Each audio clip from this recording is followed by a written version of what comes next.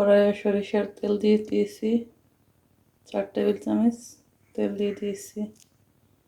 তেলটা গরম হয়ে আসছে, এখন আমি দিয়ে দেব এর মধ্যে পেঁয়াজ কুচি।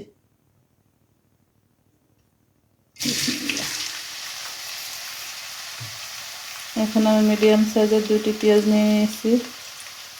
পেঁয়াজটাকে আমি বেরেস্তা করে ভেজে নেব।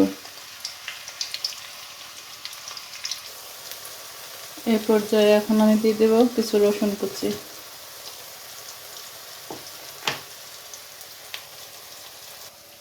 এখানে আমি নিয়েছি 1 টিস্পুন হলুদ পাউডার, 1 টিস্পুন ধনিয়া পাউডার, হাফ টিস্পুন মরিচের পাউডার। এগুলোকে এখন আমি দিয়ে দেব। পেঁয়াজটা আমার ভাজা হয়ে গেছে, এখন আমি মশলাগুলো দিয়ে দিচ্ছি। দিয়ে দেব কাঁচামরিচ ফালি 4-5টি। দিয়ে দিচ্ছি সামান্য পরিমাণ পানি, যেন মশলাটা পুড়ে না যায়। দিয়ে মশলাটাকে ভালোভাবে কষিয়ে নেব। মশলাটাকে ভালোভাবে কষিয়ে নিয়েছি। দিয়ে দিচ্ছি লবণ পরিমাণ মতো। এখানে আমি চিংড়ি মাছ নিয়ে নিয়েছি, মাছগুলো দিয়ে দেব।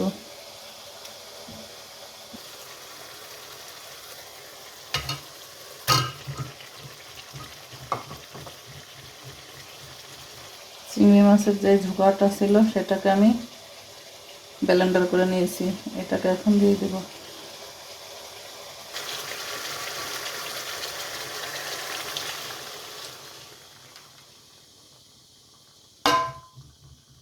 এটাকে দিয়ে ভালোভাবে কষিয়ে নিব মাছগুলো।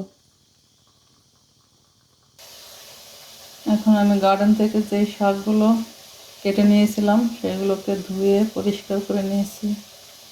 এখন আমি শাকগুলো দিয়ে দেব।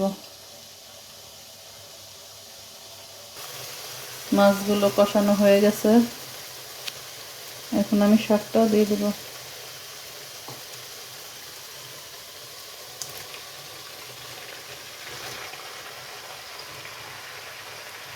শাকটা দিয়ে আমি ভালোভাবে কষিয়ে নেব। শাকটা কষানো হয়ে গেছে, এখন আমি এর মধ্যে দিয়ে দেব পরিমাণ মতো পানি।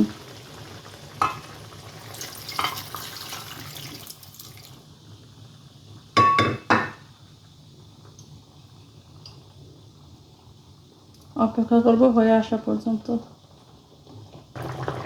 এই পর্যায়ে এখন আমি দিয়ে দেব ভাজা জিরার গুঁড়া 1 টিস্পুন।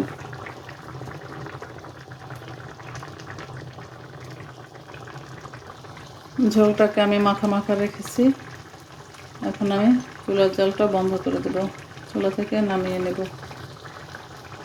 রেডি হয়ে গেল চিংড়ি মাছ দিয়ে পুঁই শাকের মাখা মাখা ঝোল রেসিপি।